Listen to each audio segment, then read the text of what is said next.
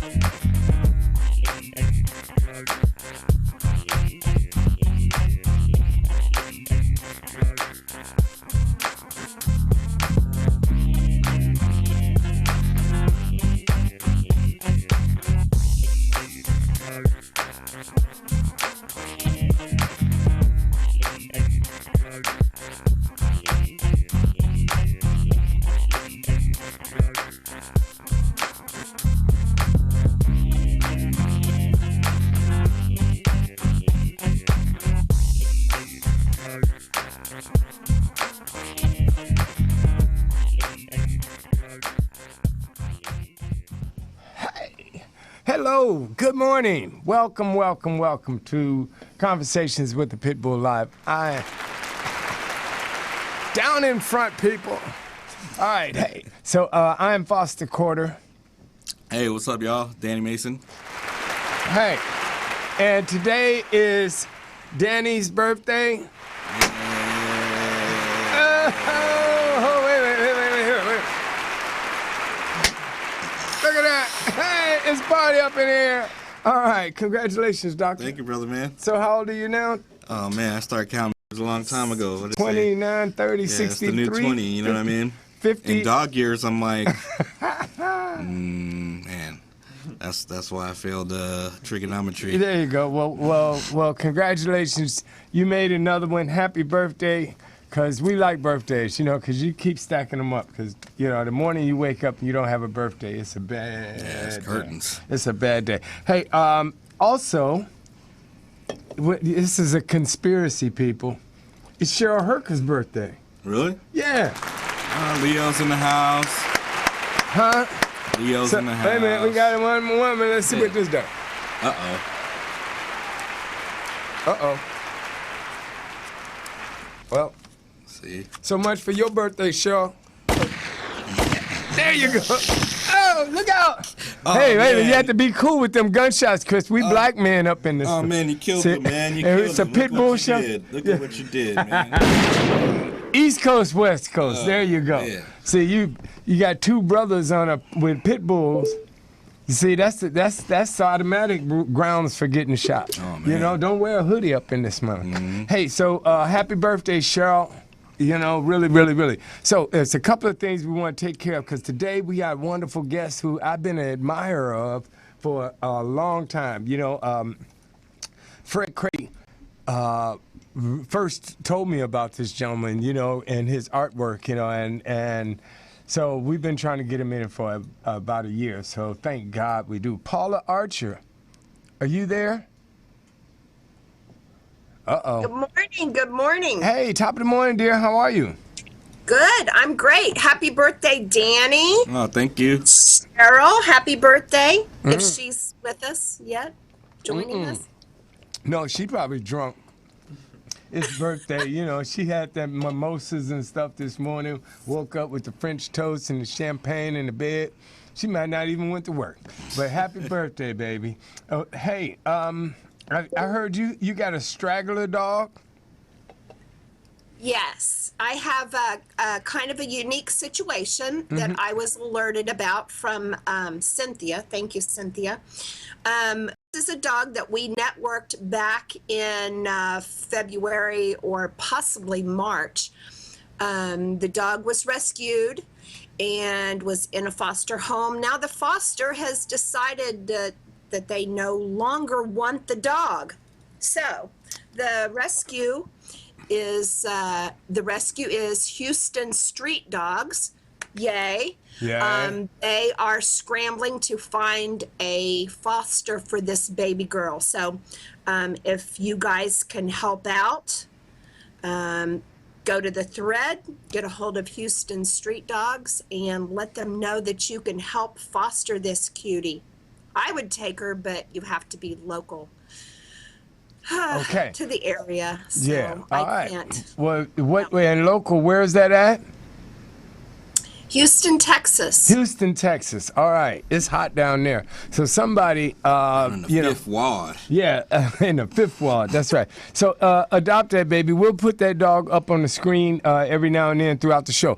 Before we get to Skyping our guest, there's a couple of little bitty things I wanted to say. One, today only, we're running a special, Paula.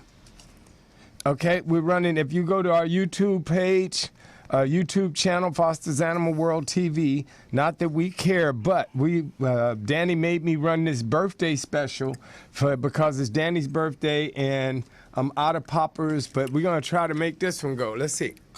Gunshots. Oh, all right. streaming. Yes, it is Danny's birthday, so we're going to have a special. You go to our YouTube page and you can subscribe today only for nothing, for free. Wow. Okay? You can we're offering free subscriptions to our show, to our channel, so you won't have to wait and wonder when is another show going up and all of that. They don't have to unwrap it or anything. They can just go. They just for go, free, man. And they can click by themselves for free. For free. For Wow. absolute for free. And but if they wanted to make a cash contribution, I might send them for $9.95 a prayer cloth. So to wrap your Bible in. But It's like them the middle of the mall guys that bother you when you're trying to walk and buy what you came there to get, and they're like, "Hey, brother, come that's here. right, brother. That's right. Only today for free, $35.95 just for you. That's for free." right. So Like, thanks, man. That's the truth. I really needed some high karate Michael Jordan cologne. Thanks, bro. For free today for $39.95. $39.95. So what we're working out is that because if you could be that special subscriber, okay? Because we got 6 subscribers and no, we need 6 subscribers and then we would have 7.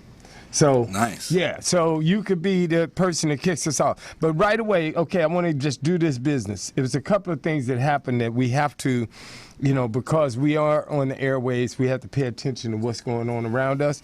And the one thing I want to, give a salute to Jon Stewart.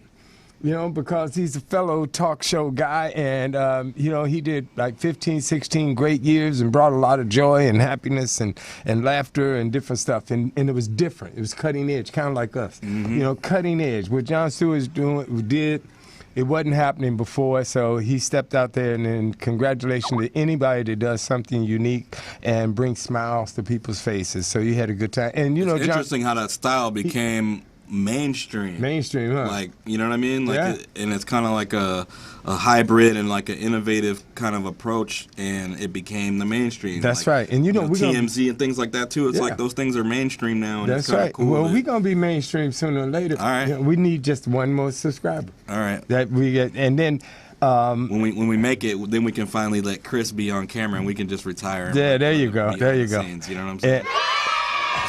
okay, and it's 2 things. One, I just want to say something about the debate real quick, but just for a hot second, so we can get to our guests. But also, I'm announcing, because I'm talking to the community, I'm putting it out there to you guys.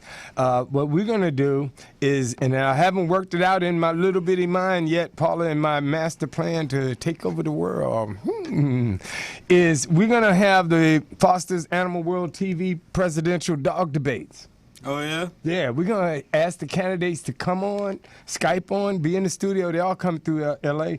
anyway, and talk about their positions on a lot of animal rights issues, and as well as, since Cecil is pretty timely, we want to know how they feel about BSL laws and different things. Because I told you people, we have the power. The community has the power. If we come together, all the politicians care about is votes. And so let's become a force to, it will start locally, but we can control a lot of stuff. You guys just don't, we're missing the big picture. So anyway, the only thing about the debate that I want to say was this. On one hand, it was scary. I don't know if you watched it, but I watched it from the beginning to the end. You gotta have cable for that. Oh my God, it was scary because what I saw, And what I saw was frightening. I saw a bunch of rich guys, talking about how much it costs to buy the presidency. That's basically what I saw. Nobody really cares about the people on the ground. It's rich thing against poor people. But the one thing that jumped out more than anything was the whole right to life issue. Okay, because you got these guys, and I'd be interested to see what that woman who didn't make it says. But these guys are against abortion and a woman's right to choose. Yet they are also, so they want you to have a baby guaranteed, whether you get raped or, however it happens. And then they're against welfare. So now they say you got to have a baby, and if you're not working, we won't give you any help with the baby. That's just you. And then they're against preschool and paying for early education. Okay, and then they're against the maternity leave for working mothers. I don't understand that. To me, it's just crazy. It's some rich guy's image of what America is, and they don't even raise their kids themselves. They got all chauffeurs and people that pick them up from school and yada yada, and they go to private school. They ship them off at 9 years old to go to military or whatever the hell. That is not the America I know, and that's scary, So anyway, enough of why I don't tune into any It doesn't even appeal to me in the least bit. I don't care if it's the Democrats or Republicans or Democrats, Green, whatever. It's amazing, man. I'm gonna go out and vote, and I'm gonna do my American thing, by doing this. Right. You know what I'm saying? But I don't know. It's scary though, man. I tell you the truth. So America, let's just take care of the animal part. We can control the politicians with our votes because, we have to make them be attentive to the animal issues and the laws that affect all of you guys, the people who are working. I mean, Cecil, how can it be that in 2016? 15, 16, that, it's still okay to go shoot a lion in the head. How do you even come there? So don't get me started. Paula. Yes? You out there? I'm sorry. Did I go off on a tangent? I tend to do that, man. What do you think? I mean, did you watch any of that? Debates? Nope. Oh, okay. You lucky. I shouldn't have watched it myself because it's just stuck on me. Exactly. So, I shouldn't have watched it. So pardon me, everybody. I'm gonna disconnect my cable next week before the next time they have something like that on. It's not sponsored by Pitbull Energy Drink. I'm not watching it. Yeah, that's right. So hey, like that. Okay. So before we go to our guests now, because that's what we're gonna do right now, right, Paula? Yes. Good. I'm really excited to get to our guest today because I've been waiting a long time, to do this. So. Really? Yeah. Did you used to date this guy? Well, no. Oh. I really admire his work, and I wish I was talented because I've got 6 subjects that I could use. Okay. I had my notes up backwards or something. I was like, this is not Paula's. That's next week's guest. Yes. Okay. So, Chris, let's. You ready on the Skype? Is he here? He didn't hear me say that though, right? Oh, good, because that would be unhosting-like. Hosting-like. Yes, unhosting. If I knew what I was doing, it would, But hello, sir. How are you? Good. How are you? Good. Hi. Welcome. Paula, I'll let you do the introduction to the world since you had a bad week. Oh, that's an understatement. Welcome to the show, Mark Barone, and I will let you introduce the wonderful, beautiful lady that is with you, and you can explain to everybody who you guys are and what you do. And I can't wait to get started. So, the person sitting next to me is Marina Durbin. She's my partner in life, and she's also my partner in the project when we started this, and that was a little over 4 years ago, and it's been a real journey since we started it. Hey, well, that's great. Welcome, Marina. Thank you. And that crack about Paula dating, it was like, I knew nothing about that.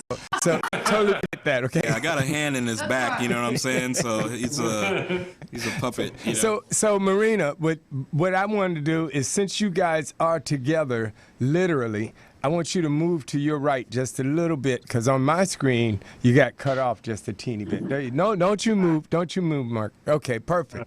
Okay, so I got to tell you, I love what you do, man. I mean, you know Fred Cray. Yeah. Yeah. Fred told me about you more than a year ago, you know, and I saw things that, you know, when you were doing the project. Tell me this. Let's start at the beginning. What was the inspiration? Tell everyone. You want to tell the story? Because Marina got this thing started. I mean, I had a dog for 21 years, and she died, and at that point, I didn't know what I really wanted to do or where I wanted to live, and we decided we were going to move to Santa Fe, so that's where we moved to, and it was a really traumatic experience when I lost my dog, because she was with me almost half my life, and I wasn't sure I wanted to get another one, you know, that soon, but Marina was very head set on getting another dog, so she starts looking up on the internet to find another dog for us to adopt one, and she can tell you from there how it all went down. Well, actually, I have been a cat lady all my life, and it wasn't until I'd spent the last couple of years with Mark's dog, Santina, that I really experienced that dog love. You know, I really didn't know what that was like, and it made such an impression on me that when she died, it was just, I had to go and adopt another dog.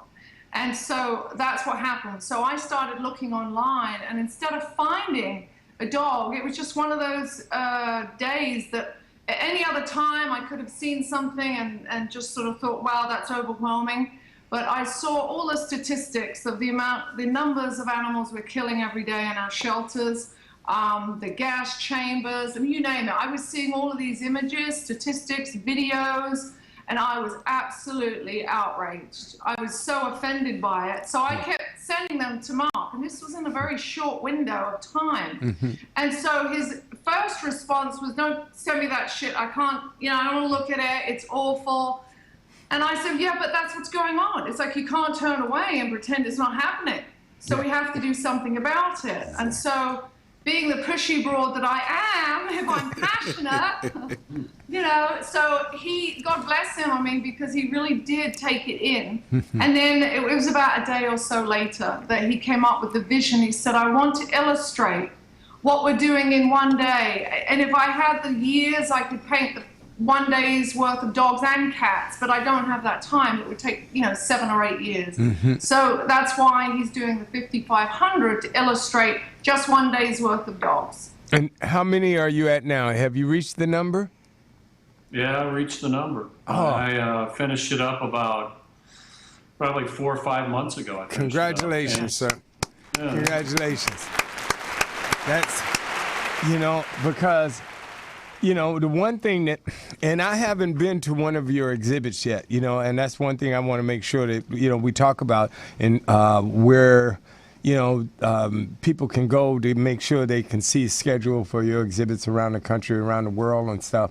But when you look at your work, man, the paintings, you can't help but to feel, you know, you feel the dogs, you know, you feel not only the dogs and the dog's pain, but you feel the atmosphere, you know, the shelter, all of the different places and stuff, you know, because as you said, well, as she just said, you didn't want to look at it because it made you feel so bad, you know, and you brought that across to me in the paintings.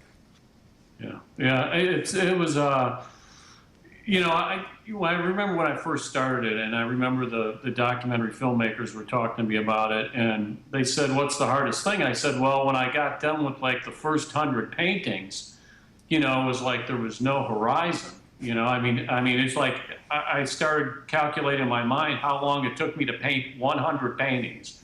So now I got 5,400 more to go. And I'm thinking to myself, you know, I mean, can my soul stay in this? You know, because if my heart and soul isn't in this, I cannot communicate what I need to communicate. Right. And so that was always really the toughest part of the journey. It was not keeping engaged with it, but just keeping so engaged with it that, you know, it starts to affect you as a person. You know, I mean, when you're looking at these animals that have died, and you're looking at these eyes and the postures. I mean, you know, you start to feel it, and you have to feel it. That's right.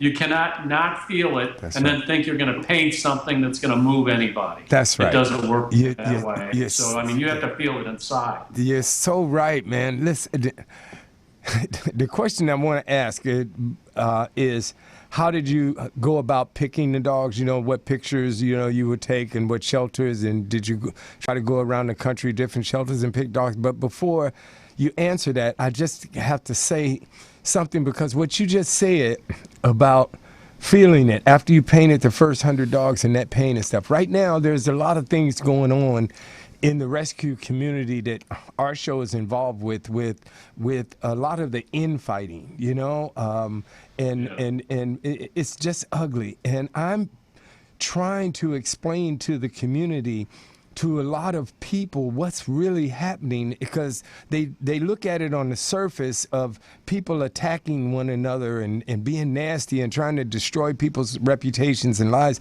And I try to get them to understand, you have to realize what's happening. The field that you're in and day out, you're working with these animals to save these animals. You see these deplorable conditions. You see these animals dying and being put to sleep daily. It's like being a prison guard. You know, you have to get away. You have to understand that what you just said, it will affect you. And if you don't acknowledge that, then it'll take you into the dark side. You know. So so before you even tell me how you chose the dogs, tell me what did you do to combat that feeling? What did you do to keep you from slipping into the depression and looking at these sad images every day? Well, I mean, for me, if I didn't think this would make a difference, I would have quit long ago. I mean, for me, it had to be, you know, I knew there was a greater purpose for this work. It wasn't me just painting these things and showing what was going on. The purpose was to save these animals. I mean, that's what it's about. And, you know, we hear the infighting and all the other stuff, but to me, that's all a distraction from what really matters, and that's getting these animals into homes. And if that is not the purpose, and if that is not the, you know, every day when you wake up, if that's not the objective, then you've sorely missed why you're doing this stuff. And the only reason I did this was because when I thought of 5,500 dogs, and the only way I can relate to it is the animals that I've had in my life.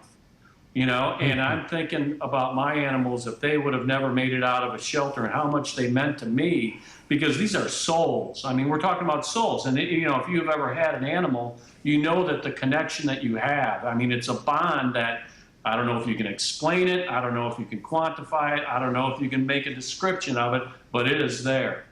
And so, you know, this connection that you have with these animals. And so when you feel that, you know, my sole purpose was to put this up, to make this, you know, a water cooler conversation, because it is not right now. And the sole purpose for doing the 5,500 was to make something big enough and monumental enough where people would talk about it and people would get engaged with what was going on. Because I think that right now, if you talk to most people on the streets and you tell them what was happening, they think a shelter is a place where these animals are getting 3 squares a day and they're okay until somebody picks them up and gives them a loving home, and that's not the case. And so I don't think we were any different. I mean, I think we knew that they put them down and stuff, but I don't think we knew the extent of what was going on in a lot of these shelters. And so this was an educational thing for me, but it was about saving lives, and that's why we done the products we've done and all that. So I mean, that's you know, to me, that's what gets me out of that. When I look at these faces, it's that I believe in my heart that this will make a difference, and that's what keeps me going. And one of the things that's really interesting to me is, as an artist myself, when real life catches up with you, like you said, you had an animal that you've been with for 20 plus years, and that animal dies. That's like real life catching up with you, and sometimes that paralyzes you as an artist, you know, where you're spent. Yeah. Like you don't have what normally you're so tapped into and dialed in with. You can't even really tap into your creative side, and sometimes somebody from the outside will kick you back in the butt, or help you harness that or just fill your reservoir up enough with something that's different to say, oh, you know what, this is how you're going to tap back in. You got to get back in the game, and then it kind of shakes you back into your creative vibe. But I get it. So, you know, at a level that, you know, I get excited when you hear it. As a creative person, you're almost like not.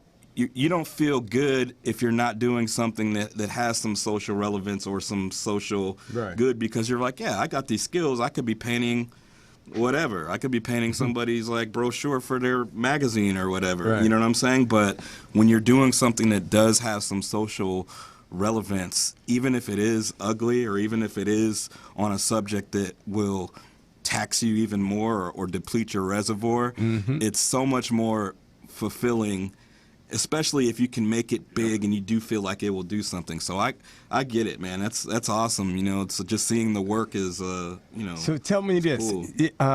Because I do want to know how you guys, you know, choose the images that you choose to paint. But before that, so we can really know where. And maybe Paula had a link to it, but the documentary, the PBS documentary, can that be seen anywhere? And number two, if you got exhibitions coming up. All right, let's see. The PBS documentary is currently, they've been making it. You know, they've been following us on our journey. Oh, okay. And they'll be coming in. When Mark finished the 5,500 minus 5 of them, he kept them aside for PBS to film him actually painting the final 5. Okay. And so they're still filming, and that'll be okay. You know, so once they've done that, it'll go to editing. Right. Well, I didn't miss it then. That's because I was like, well, wait a minute. No. Okay, I try to stay on top. You can see the trailer. Yeah, I saw the trailer. There's a 2-minute. Yeah. And that's just a teaser trailer. It's not the real trailer. The real trailer's coming real soon. Okay. Well, we've been actually, while you guys been talking, we've been playing that sometime. You know, while you were playing, we had the sound down and we played the mini trailer. So, you know, and because I was just kind of, you know, shocked. I was like, well, wait a minute. How did this come out and I missed it? You know, it's like, damn, you know, when did that happen? You know, because I mean, usually if I'm not paying attention, somebody tells me, hey, you know that, you know, the guy with the painting with the dogs and stuff. You know, so that's good to know. So are you exhibiting some of the 5,000 ones that you've already done, or how's that going? What's the process?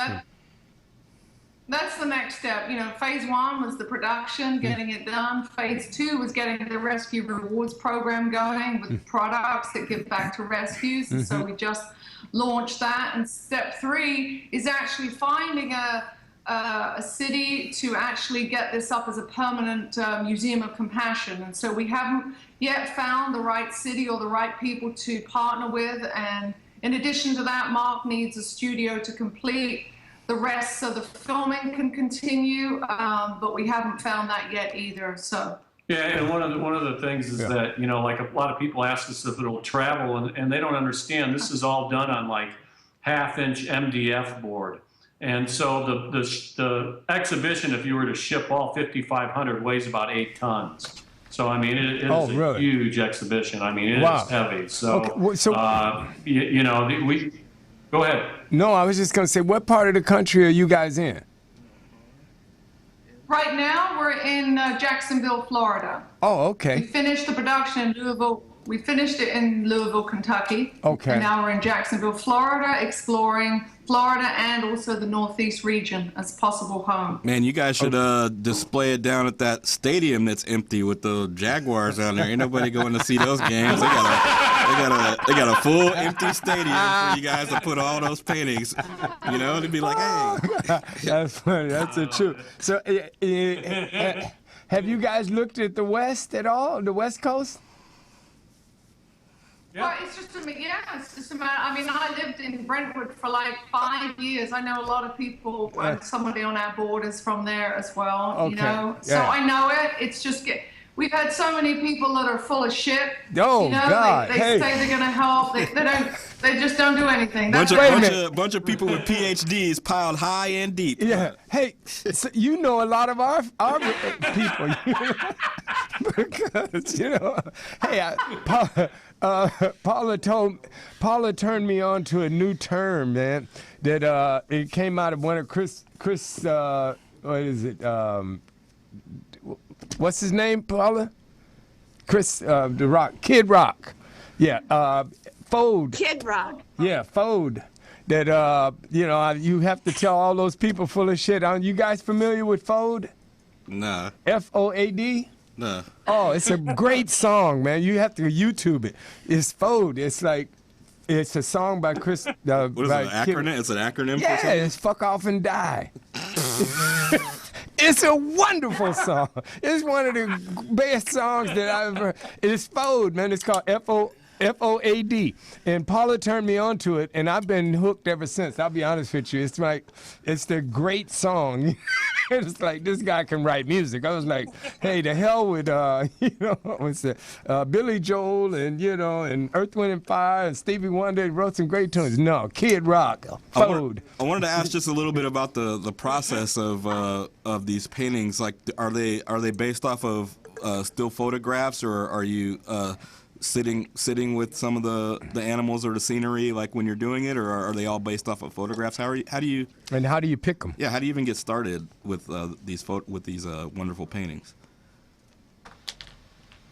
They're all done from photographs, and we have rescues from around the country that they were trying to go in, and a lot of them were trying to save these animals, only to when they went back the next day to pull one, they had already killed it. And so these people were so devastated, and it was really cathartic for them knowing it was going to be part of the exhibition. So, you know, we have so many people that have given us photographs of dogs that they tried to save. And so we really were very inclusive of anybody that had a dog that really meant a lot to them that they needlessly killed, that we would include it in the exhibition. And so a lot of them had pictures of them because they were trying to get these dogs adopted and everything else. So there was, you know, a lot of the pictures that they have are, you know, very recent pictures, well, you know, like 2-3 days before they had killed them. So Right. It's amazing when you look at the pictures thinking that, you know, it's almost surreal. I mean, you're Right. looking at this picture and you know that somebody was coming to get it, but yet they killed it anyway. Oh, it's totally So, I mean, surreal. there's just, it's insanity. Yeah, that's one of those things that we have a partner. His name is Lobo King. He's a fine artist as well that paints a lot of wolves and dogs and whatnot. And you know, I cruise around and talk with him, and he talks about some of the challenges as a fine artist dealing with this subject matter. Is that like Foster always says, it's like, as soon as one goes out the door, there's 100 that come in, and it's like the time that it takes to produce a piece of fine art, like you can't. It's hard to even do it so that it actually has some immediate benefit for the rescues. It almost has to be something on a larger scale like this that speaks to the actual problem, like that'll get it to resonate with people, like you said, on a water cooler level. Like, hey, you know what, this becomes part of our everyday vernacular and part of our discussion. Maybe it can get on a debate someday, like you were saying, Foster. Like maybe we can get it enough on Front Street so that and That's you know, awesome. art exhibits are a wonderful way to do that. Matter of fact, I heard the Smithsonian's gonna have a new opening after they get rid of that Bill Cosby exhibit. So maybe you can go over there and use their wing or whatever. You know, There's some space open. They should have some space over there because I know his stuff isn't nowhere close to yours. It's heading towards the back door. Say, tell me this, as an artist, right? Because I know how, you know, I mean, I've been called an artist once or twice, and you know, in life, and what. So you change your name to that symbol. Right, right. In our real jobs, but as you're painting, right? Because there's a lot of paintings, man. In fact, it's mind-boggling amount of paintings, first of all. But in all of the paintings and the photographs, and then knowing the stories behind them, are there times where can we look forward to certain paintings where there may be a shadow or there's some bars and there's somebody's reflection in the bars or something that means something personal to you guys? You mean like those hidden messages? Yeah, like Hitchcock or Michelangelo or MC Escher, Angelo. You know, as an artist, as an artist, period. Getting you know your- how we put in our getting your own Francis Bacon little on, hiding things your- sometimes. hiding your you know, stuff in the- best example is Hitchcock. You know how he would be Yeah. in the background of a scene or something like that. Do you have gotta that going on in some You gotta have a paintings? pause button when you watch his stuff, man. He got Right, some. exactly. But yeah, do you have any hidden stuff or like things that are kind of like personal messages?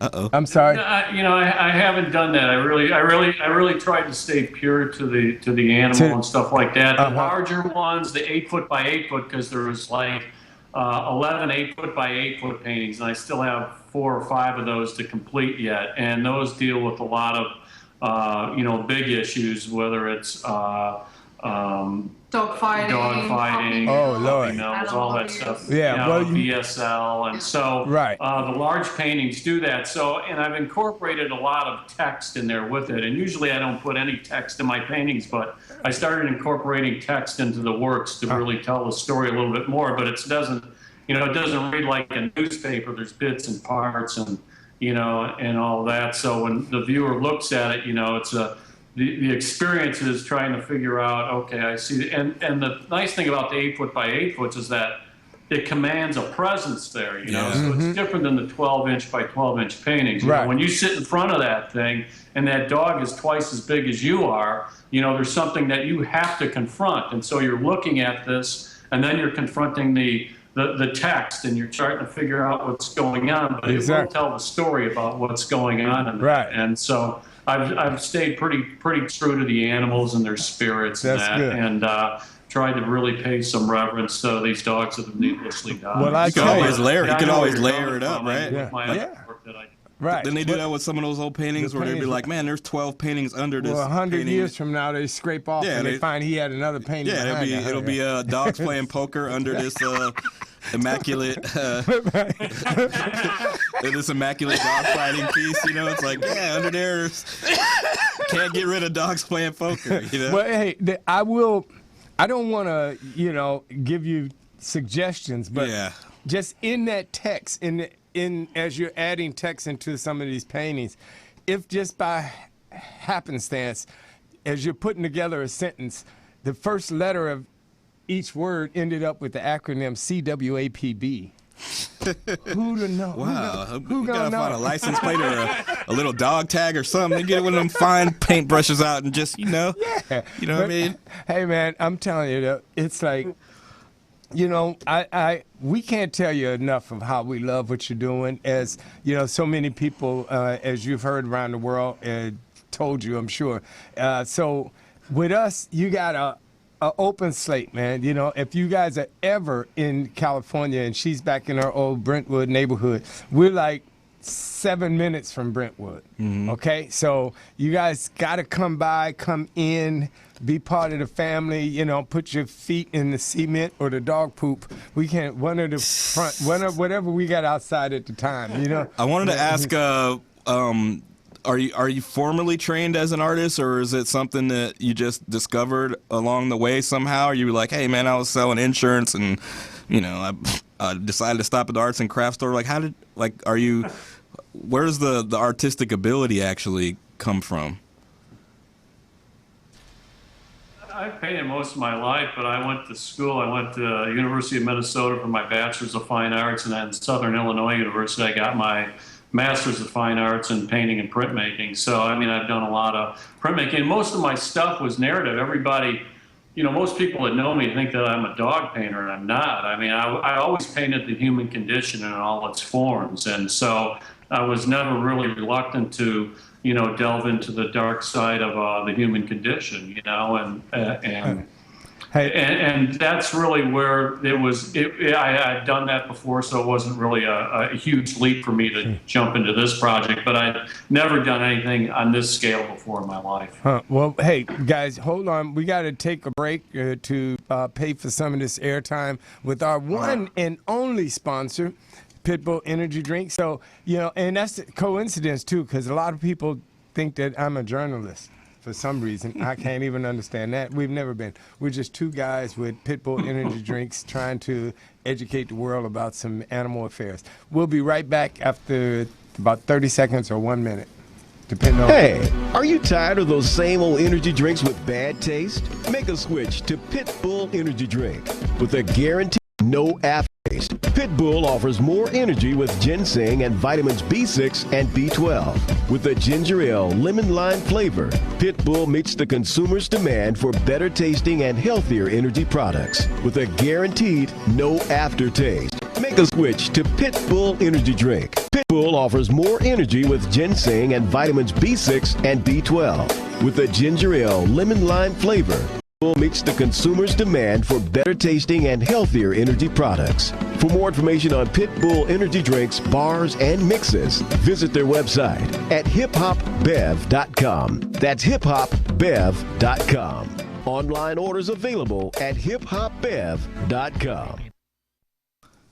All right, we are back, and today we are getting joined by a wonderful, fine artist that's dealing with concepts that should be in our everyday vocab. These dog issues, things that are going on in the shelters, animal issues, they're important, and to make them visible is it's always a struggle, and it's always something that it's very difficult sometimes to get it to the forefront and get it into the the spotlight. And this is such a really cool way of doing it and exhibiting it and doing it on a scale that I feel it is undeniable, and it is a worthwhile endeavor, and it's just awesome. You know what I mean? It's just there's no other way to put it. And as somebody that doesn't really I don't know, like art, what's good and what's bad or whatever. I just know that I noticed that from the paintings in your house. Hey man, you know what I mean? It's like me and the second graders are going hard in the paint trying to battle each other right now. My stick figure game is really struggling right now. I tried to tell him Garfield doesn't really qualify as art, But as a filmmaker, when I see even those images from that trailer, then it becomes it's something that I can communicate with and assess on a deep level, something that I do understand, in a formal sense. You know what I mean? It's like something that you studied, and you can be like, hey, you know what? That process, just seeing you, erect a 8x8 and go through those layers and peel stuff back and whatnot. It's just awesome to see. And I know PBS they do great work. So I'm really eager to see that documentary, and I think even more so, finally seeing a physical exhibit will be really impressive. It's going to be great. Paula, do you you have been cut out? She's not with us. Oh, she isn't. Oh, okay. No wonder she's been so quiet. She's not there. So, so what is the schedule that we can look forward to now? With you, nothing's going to happen on exhibits or on the documentary until after the final 5 paintings. Yeah. Okay. That's right. Okay. And so what kind of dogs do you guys have now? We got Gigi. She's a mutt. She's got a bit of everything in her. She's got hound, pit bull. Is she there? Just a cute mutt. She is. Oh, She's yeah, down she's there. starting to growl. She can hear something out there. Well, she can get on camera. Tell her we're dog friendly, man. We love the animals in the studio and on camera. One thing I wanted to ask, because this is something that me and Foster always deal with, being a creative person and having your spouse, your partner with you so closely, how does that affect your relationship? Because somebody jumping in with both feet saying, I'm going to do 5,000 paintings, that takes a lot of time and it was effort. her idea. You know what I mean? It's like, I guess it is. if it is her idea, it's like, it kind of makes a difference. But I always wonder about that. He can't stop. How has it changed, enhanced, or created hurdles in your guys' relationship? It's been really hard. It's been very stressful for our relationship. I think that, when you start going down this road, because, we really mortgaged our future for this. I cashed in all the money that I had to do this project. And so, we're swinging now without a net. Mm-hmm. And so when we started doing this, there's a lot of fears that crop up. Am I going to be able to survive? Am I able to make it? Yep. And then you're getting older too. So, there are not a lot of people out there hiring 56-year-old guys, Right. So, so you're starting to go, and then you're doing this project that, is not bringing any, none of us have taken salary since we began this project because we can't, because it needs to go to the animals. And, and at first it needed to go to the production of this, which was a very expensive project to do when you talk the amount of paint, wood, and all that kind of stuff that went with it. So, there's these built-in stresses that, that you're dealing with, and it's like this kind of cloud that hangs all the time, which really taints the relationship. But I think we've found ways to navigate through it. But yeah, it's definitely had an effect. It's not scot-free, and Marina can talk from her end of it. Cool. Well, being the catalyst for this, it can't become. You can't take on something of this magnitude of social importance and have it be about you anymore. So you have to hand over your relationship and make your life about contribution, or you will not survive it. And, I spent 20 years in communication, so I know how to handle conflict. I teach it. So, that was a critical piece. If we didn't have that ability, there's no way. Well, if Marina didn't have that ability, because I come on. I didn't have that ability. I can tell you that. Marina does have that ability. Yeah. So, and it was a huge help. Trying to navigate through this thing. Absolutely. Yeah. Well, that's an excellent question, Danny, because and he's right. We, as artists, we, living in LA and Hollywood, and we're both entertainment guys, we're filmmakers, period. And so that creative, because there's always a balance. Irrespective of the relationship, like an artist has to create, like regardless if it's something that's going to be seen or whatever, an artist is going to need time, and that's just part of their soul.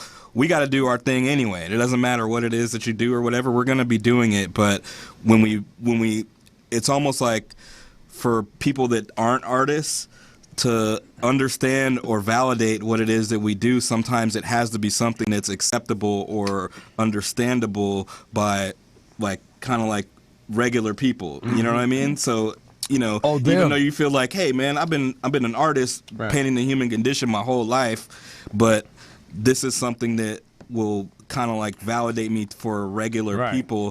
It's a struggle, man, and to have somebody that understands that or that supports that or fosters that it's wonderful, man. So you guys keep pushing, you know what I'm saying? Make sure you take a time out though in between those 5 paintings and take your ass down to Olive Garden or something and get a little closer than you are right now in the little Skype thing, and make sure that you guys keep that relationship strong. That's all I gotta say, because that's the real masterpiece, man, because no matter what the bank account says, you guys are going to be hanging tight. That's what I mean? And with that, I want to add in, don't stutter or hesitate when the time comes for when the payback for all the sacrifice and all of, not just the financial stuff that you guys have put in, but what you guys have put in as a couple, as a team, and in those times that nobody will ever know about, at 11 o'clock, at 2 o'clock in the morning, when the phone bill was there and the mortgage payment and the kids' school and the car payment,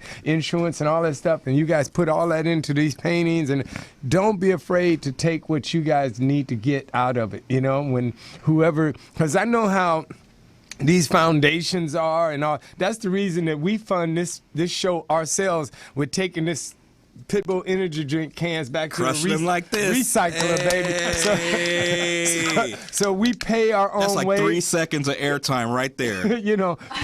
People get mad. We've had with this show, and I know you guys are just meeting us, but we got 300 hours of interviews from people all over the world, and we try to do education through entertainment. Because a lot of people, when you say animal activists, they've been you know, the whole concept has been beaten down by people throwing red paint on people's fur coats and as my favorite word is some old lady with 10 cats at home. You know, they think you're crazy and insane, and with all of that, the message gets lost. So our concept is if you can make people smile, you can make people laugh, they'll pay attention to what you're saying a lot faster than they will, you know, you coming at them with some angry intentions. So I say, you know, make sure you deserve to get paid at some point, you know, because your project has been about love. It's been about sacrifice, the dogs. And in that, because I had to learn that, I'll be honest with you. I made a lot of money and spent a lot of money and broke. And I had a couple of years of cancer, couldn't work. So I don't put money first. And see, and I think what Danny was saying with that relationship, as artists, you have to do it. You know, you have to do what you do, and you don't think about the money. But I say, having been guilty of not being concerned about money, which Paula always screams at me at all the time, why don't you? It's not about the money, but you guys get paid, man. I look forward to one day being able to buy your picture book, you know, your coffee table book of your paintings and stuff. You know? I'm gonna try to save up for one of those paintings. You know what I'm saying? I need a discount. I could get a condo with an 8-foot wall if I keep working at it. You know what I'm saying? And that's what's going right up there. Exactly. It might make other people sad, but I'm gonna be like, hey man, there's some love in there. Right. And I think if I scribble down on the little corner over here, I think he might have left a little hidden CWAPB like picture, like I said. You know. But hey, look.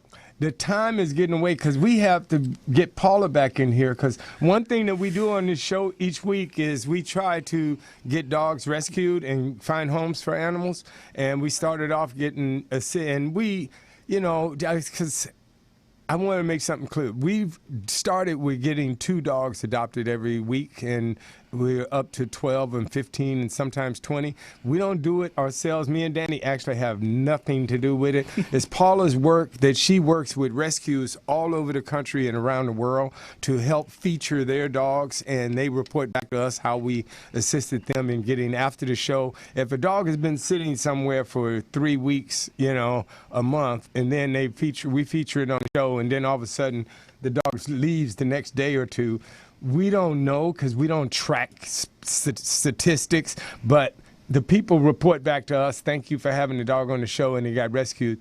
It doesn't matter. We're not taking credit. You know, we just say the dog got adopted. So that's all I wanted to say. So if you guys want to hold on, we'll do Paula's dogs and come back to you, or do you want to go now? No, we'd love to see what you do. Okay, thank you so much. Then Paula Archer. Yes. You and Chris take it away. Okay, Chris, are you ready? We gotta save the dogs too, put them in a home for you, and we gotta save education just to get it all the way through. Yeah. Go right ahead. Okay, Chris, if you'll put the first one up, that is the little girl in the wheelbarrow. Whoa, look at those ears. This is the Houston Street Dogs little girl that needs a foster home. She's safe with the rescue, but she does need a foster because the foster is no longer interested in helping her out. So anyway, that we need to remind you of that one. And now let's go with our first one here. And this little baby girl is in pen 188. She is a female pit bull. She is 10 months old, and man, she's got that radar thing going there. Those are crazy. Yeah, she could hear you if you were 3 rooms away. Okay, now the next one that we have, this little guy is, he is in pen 193. He is a little baby, and it looks like he is trying to hide from whoever is taking the picture. He's not very old, it doesn't appear, but he is a cutie. Now next up we have a 1-year-old male pit bull. Such a serious look on this guy's face. But I guess it's probably pretty serious being in a kill shelter and waiting for somebody to come and get you. And he is in pen 200. They must have at least 200 pens. Okay, now this one, I'm sorry. This one just breaks my heart. She is 7 months old, and she just reminds me so much of somebody that I loved very much at one time, and I still do. And this little sweetheart is in pen 197, and there's a video of her. You'll need to go check that out. She's just a wiggle butt. Now we have our fifth dog for today, and this is a male pit bull, 3 years old. He looks like an absolute doll. Our next one is in pen 112, and this is a young female pit bull mix. And she's looking for somebody to take her home so she can play in the yard with them. Now we have our next one is in pen 108. This guy is mature. He's 5 years old, and he is looking very intently out the door to see if anybody's coming to get him. Such a doll. Now next up we have this little girl, and she is 3 years old. Look at those ears. Oh, she is such a cutie. She is in pen 106, and she is available for adoption. All of these dogs are available for adoption. Now we have this one is in pen 105. He is an American Bulldog mix. He's about a year old. And he's just kind of like chilling there on the floor. He's in pen 105. And now our last one for today, he is in pen 100. He is a pit bull mix. He's about 3 years old. Such a doll. He's looking out the window to see if anybody's coming to get him today. These dogs are at Gwinnett County Animal Control, and that is 884 Winder Highway, Lawrenceville, Georgia. Their phone number is 770-339-3200. If you need any more information on these dogs, contact the page. You can get a hold of me if you need any more information. Pause Pit Parade. And again, that number is 770-339-3200. Lawrenceville, Georgia. You guys go rescue these babies and keep them from being killed. They need a good home today. That's all I have for today. That's right. All right, And all you jokers out there that's clipping these dogs' ears, you guys need to stop that. You see these ears on these beautiful dogs? Man, let them live and do their thing. Those ears are classic. So guys, tell me, what is it that the public needs to know that we haven't covered that you want to get out? What's really important is that the rescue groups and all of the people involved in animal welfare, from the transporters to the fosters to all the people, that people understand that when they buy the products, that Mark has taken the art and put them onto products, and that money from there, people get to choose which rescue group that money goes towards. Okay. So that's really important, because every print or all the products give enough money back to save at least 2 lives. So every single product will do that. Okay, so you guys have cups and plates and T-shirts and hats. So what are the products? Tell us, because we didn't cover that part. Tell us what the products are and where they can go and get this. Okay, they're Giclée prints, which basically are not posters. They last up to 200 years. They're absolutely exquisite. So they can buy, there's, 4 different prints on there. 5, and then there's 28 night lights with the images on behind glass. They're absolutely exquisite, and they've sold all over the world. It's pretty awesome. And where do they go and get these? To anactofdog.org. An Act of Dog, and that's on the trailer. People can see it. An Act of Dog. That's ANACTOF Actors in Hollywood, ACT of dog.org. Yep. .org. Okay, and I'll put that on the thumbnail or description of this show just to make sure that people, they get it and don't miss it. Is that the primary place where you guys want to send traffic? Is that the website, or you guys are on Facebook? Where would you like for people that want to support or find a way to get the artwork? Where would you like them to go?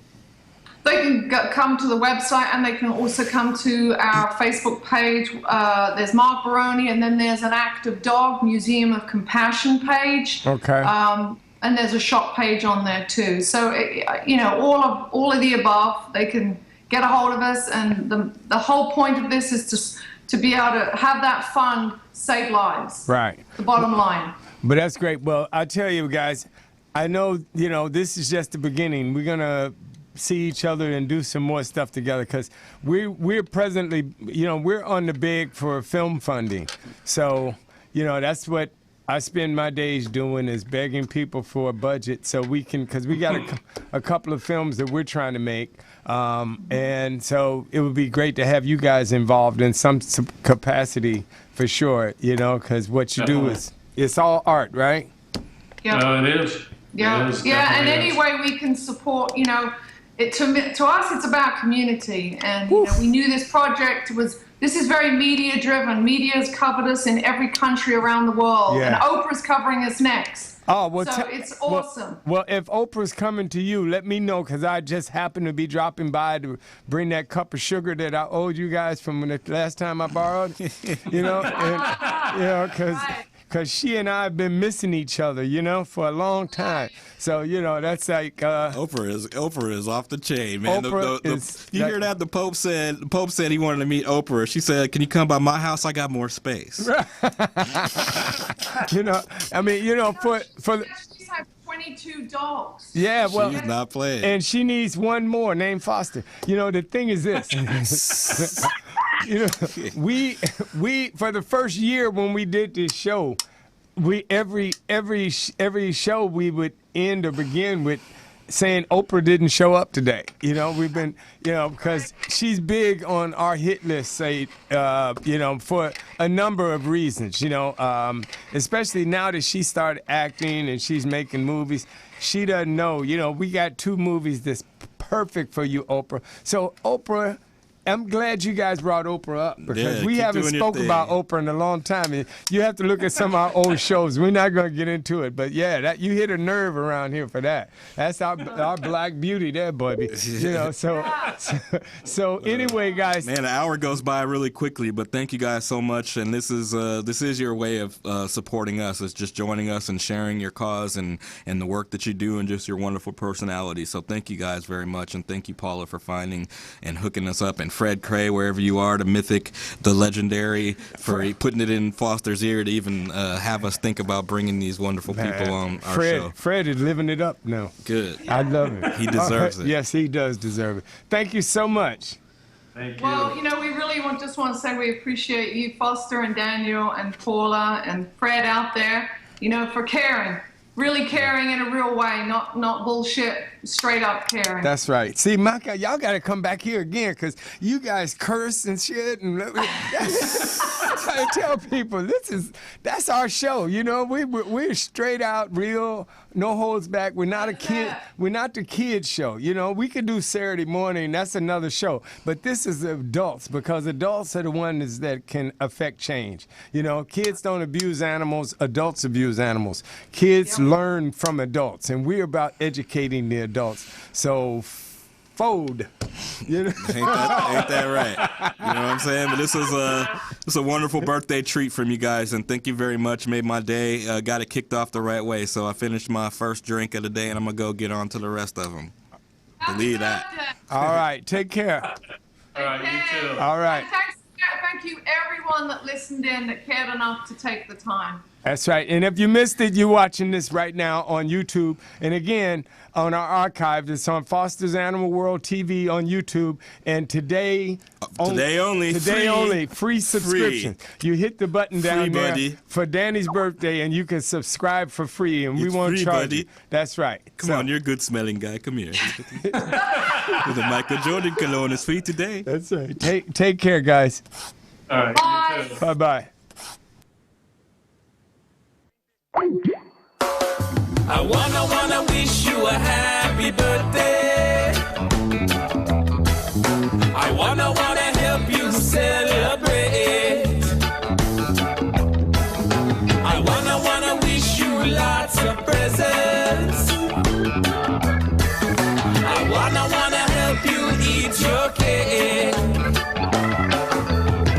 If you party in the island way, you'll be jamming all night till the light of day. Your birthday is your day to shine. Another year and you'll be looking fine. So have no worries, don't